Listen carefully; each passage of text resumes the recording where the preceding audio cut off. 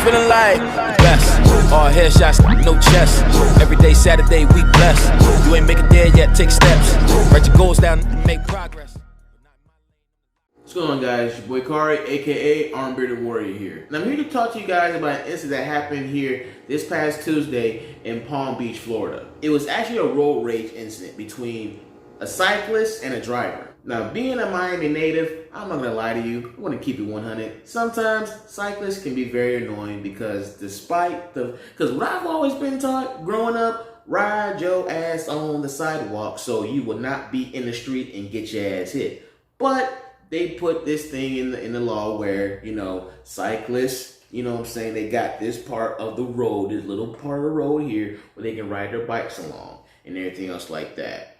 So it's like, so I won't hit your ass. I gotta stay the fuck over here as much as I can.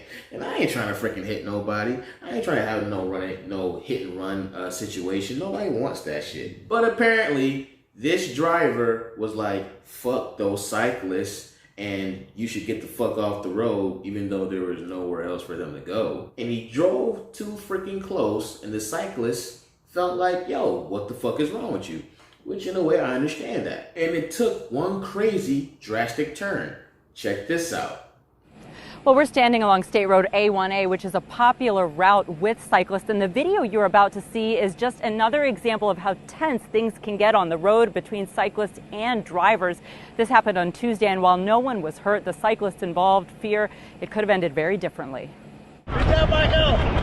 It's the latest fight between cyclists and drivers over who has the rights to the road. You can see this white SUV pass close by a group of riders on A1A in Palm Beach. He just went really close to us, and we all freaked out because just his mirror can just wipe us out. Diego Broglia says the car nearly hit his friend Patrick White. When the group saw the driver pull over at a condo building, they stopped too. Broglia's GoPro recorded the encounter. Hey, sir. Yeah. You know how close you came to us? You almost hit me. How? You How did you? What did I say? Just be careful. I said, no, I'm not being careful. Because Stay the off the road. Video shows the man holding a gun in his hand and move it toward his pocket as he accuses the cyclists of taking up too much of the road. You don't understand you're on the road? Where do we go? You're kidding me? Where do we go? You're 4 wide and you think that's no big We're deal? single line. I said, all right, I'm going to be on the news. I go, this is where I get shot, and that's it. I'm an idiot. Broglia says there is no bike lane on that stretch of road, but the riders were trying to keep single file. Both men say they've been hit by cars before, but usually people aren't trying to come so close. They're distracted. They're on their cell phones. It happens. I get it. But this was absolutely malicious. I just wanted to say to the guy, hey, listen, mate, next time you're going to hit someone, you're going to go to jail just because you just don't want to go 2 feet over.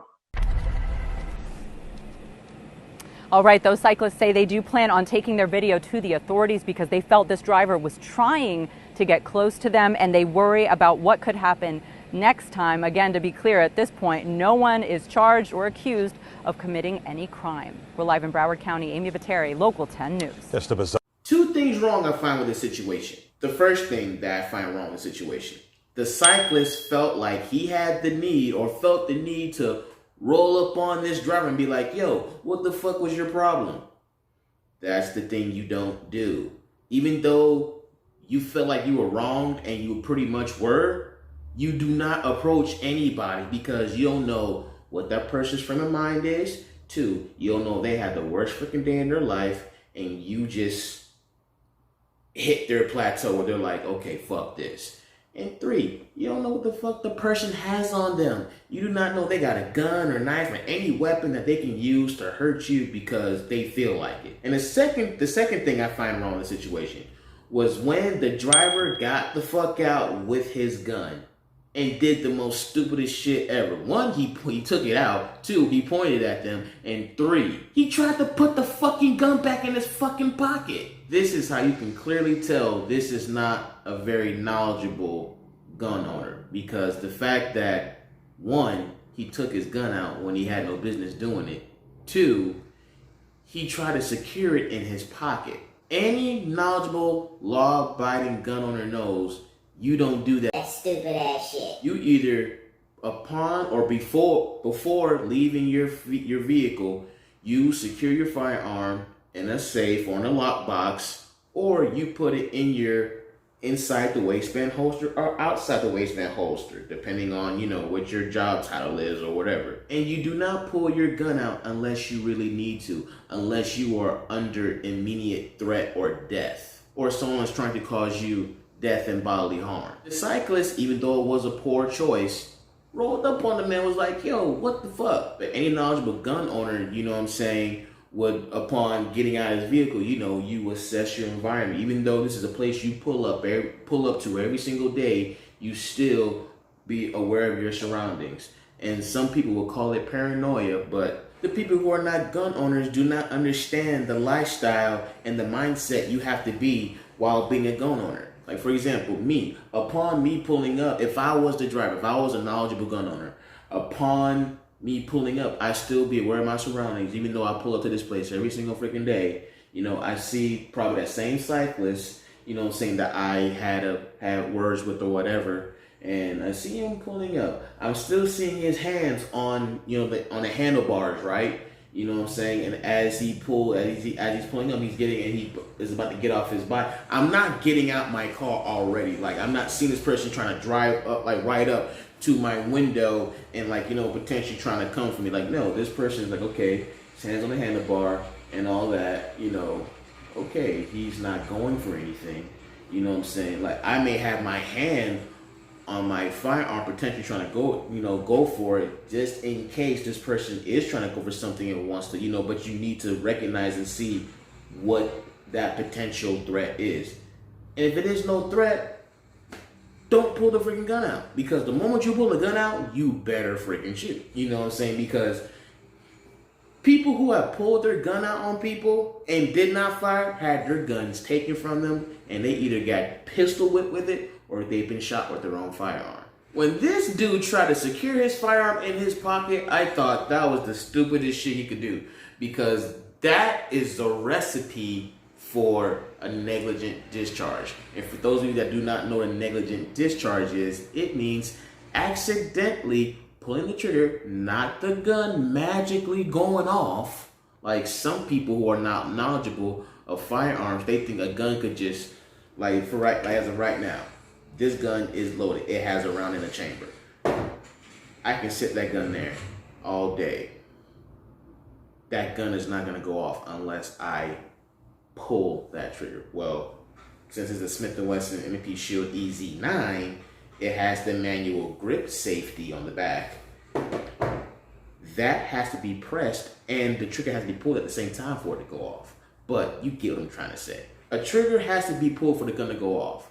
But the fact that he's putting that shit in his pocket, and he just is like, I swear, it's like the trigger guard is like where you just want to put your finger in there. And when you put your finger in there, you just, boom. So that is a recipe for a negligent discharge, where he either accidentally shoots someone else or he accidentally shoots himself in the thigh. That shit goes in his thigh and exit out his balls or his dick, wherever, Like, it's possible that shit can happen. That's why that was a really stupid idea. And the fact that how he pulled it out like this, some people may think that I didn't point it at them, but even if you're doing this, it's in their direction. You could be aiming at the ground, but if you pull the trigger, due to, a lack of trigger finger discipline, the gun could just do this, so you're aiming here, but the bullet ends up going up here. So in a way, it was pointing in their direction. He might not have did this shit, but still, it was pointing in their direction. So that's why I say, yes, it was pointing at them. So basically, in my conclusion, the driver, he was a fucking pussy. Like, Like, yo, give the freaking cyclist some space.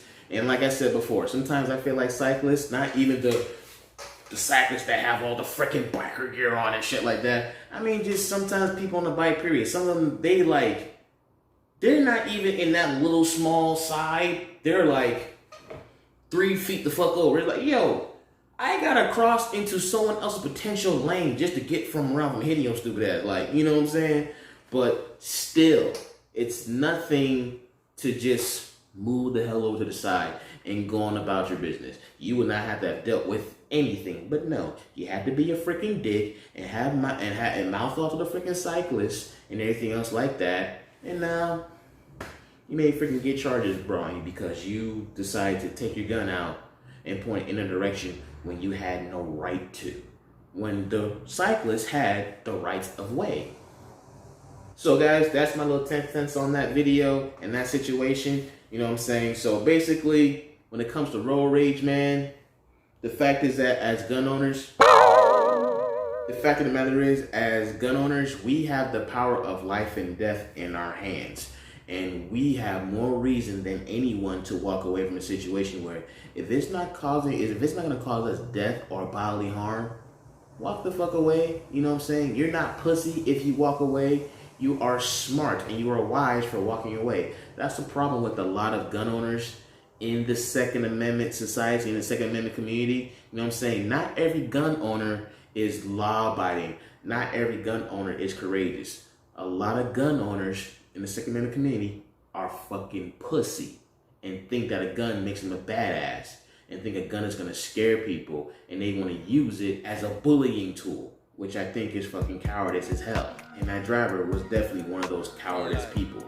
So yeah, guys, that's my 10 cents on that. Like I said before, this is your boy Kari, aka Armed Bearded Warrior here, checking out. Stay safe, stay vigilant. Have a good one, everybody. I'm feeling like the greatest, yeah. The greatest, first not the players, yeah. I ain't never asked for no favors, nah. You can take my name off the wait list, yeah. Ooh, feeling like the greatest, ooh. Studio